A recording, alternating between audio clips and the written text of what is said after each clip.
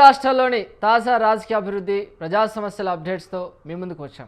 ఆంధ్రప్రదేశ్లో అటు ఆధ్యాత్మిక శోభ ఇటు పారిశ్రామిక ప్రగతి పరుగులు పెడుతుంటే కొన్ని చోట్ల మాత్రం అవినీతి ఆరోపణలు గొప్పమంటున్నాయి. మరోవైపు తెలంగాణలో మద్యం సిండికేట్ల ఆగడాలు సామాన్యుడిపై ధరల భారం ఆందోళన కలిగిస్తున్నాయి. ఇక ఏపీ తెలంగాణలోని కీలక పరిణామాలపై ఆయా జిల్లాల రిపోర్టర్లను అడిగి తెలుసుకుందాం. ఆయా రిపోర్టర్లు మనతో పాటు రెడీగా ఉన్నారు. ఇక కాకినాడకు సంబంధించి కుంభమేళ తరహాలో గోదావరి పుష్కరాల నిర్వహణకు ప్రభుత్వం 100 కోట్లు కేటాయించింది. ప్రస్తుత క్షేత్రస్థాయిలో పనులు ఏ దశలో ఉన్నాయి, భక్తుల సౌకర్యార్థం పర్యాటక శాఖ ఎలాంటి ప్రత్యేక చర్యలు చేపడుతుంది అనేది మా రిపోర్టర్ నవీన్ రాజ్ అందిస్తారు. నవీన్ రాజ్.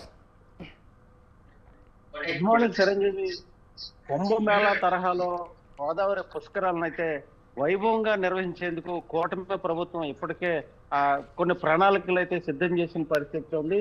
అంటే జూన్ 27వ తేదీ నుంచి జూలై 7వ తేదీ వరకు ఈ పుష్కరాలు 12 రోజుల పాటు చాలా ఘనంగా నిర్వహించాలని చెప్పేసి కూటమి ప్రభుత్వం ఇప్పటికే అయితే కనుక ఆయా జిల్లాలకు సంబంధించిన అధికారులతోటి ప్రజాప్రతినిధులతోటి కూడా సమావేశమయ్యి ఏమేం పనులు చేయాలి, అలాగే మీ ప్రతిపాదనలు ఏంటనేది కూడా ఇప్పటికే అడగడం కూడా జరిగింది. అంటే ఈ రాష్ట్ర వ్యాప్తంగా చూస్తే 6 జిల్లాల్లో ఈ గోదావరి పుష్కరాలను అయితే ఘనంగా నిర్వహించాలని చెప్పి కూటమి ప్రభుత్వం ఇప్పటికే నిర్ణయం తీసుకుంది. అంటే గతంలో చూస్తే కనుక గోదావరి పుష్కరాలు అంటే కేవలం రాజమండ్రికే పరిమితం అవుతుంది. అలా కాకుండా 6 జిల్లాల్లోని కూడా ఎక్కడైతే భక్తులు స్నానం చేస్తారో ఎక్కడైతే స్నానాలు చేసే ప్రాంతంలో పుష్కర ఘాట్లు అయితే ఉండాలి.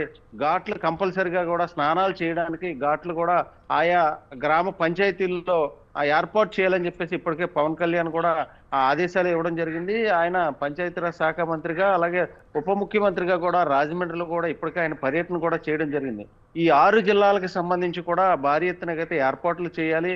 లక్షలాది మంది యాత్రికులు వస్తున్న నేపథ్యంలో ఎక్కడికక్కడ స్నానాలు చేసే విధంగా ప్రభుత్వం అయితే కనుక తగిన చర్యలు అయితే తీసుకుంటుంది, తగిన నిధులు కూడా కేటాయిస్తుంది. కాబట్టి ఎక్కడ కూడా అధికారులు నిర్లక్ష్యం చేయొద్దని చెప్పేసి ఇటు పవన్ కళ్యాణ్ అయితే కనుక ఆదేశాలు కూడా ఇవ్వడం జరిగింది. ప్రధానంగా చూస్తే వచ్చే ఏడాది లో జరిగే ఈ పుష్కరాలకు సంబంధించి ఇప్పటికే దేవాదాయ శాఖకు సంబంధించి అలాగే పర్యాటక శాఖకు సంబంధించి అలాగే విద్యుత్ శాఖకు సంబంధించి పనులు అయితే ప్రారంభమైన పరిస్థితి ఉంది.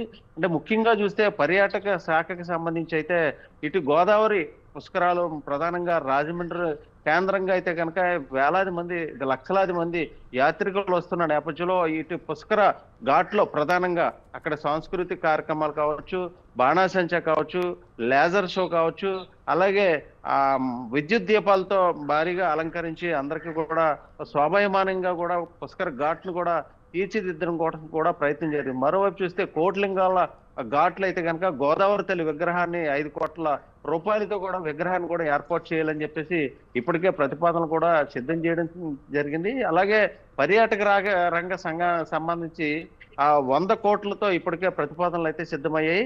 అంటే శాశ్వత పనులకి 50 కోట్లు, అలాగే తాత్కాలిక పనులకు సంబంధించి కూడా మరో 50 కోట్లతో 100 కోట్లతో పర్యాటక శాఖకు సంబంధించి కూడా ఇప్పటికే ప్రతిపాదనలు కూడా సిద్ధం చేయడం జరిగింది.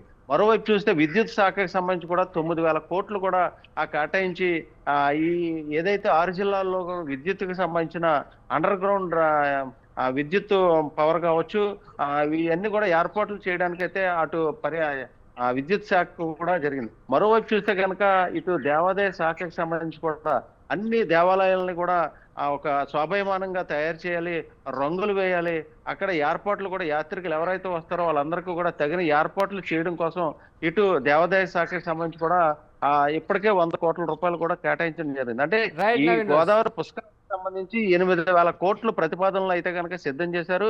గత పుష్కరాలు అయితే కనుక 13,000 కోట్లతో అయితే కనుక పనులు కూడా చేపట్టిన పరిస్థితి. ఏదైనా ఈ గోదావరి పుష్కరాలని చాలా వైభవంగా, అత్యంత వైభవంగా భక్తులందరికీ కూడా అనేక సౌకర్యాలు కల్పించడం కోసం ఈ కూటమి ప్రభుత్వం అటు అధికారులు కూడా తగిన ఏర్పాట్లు చేస్తున్న పరిస్థితి ఉంది చిరంజీవి.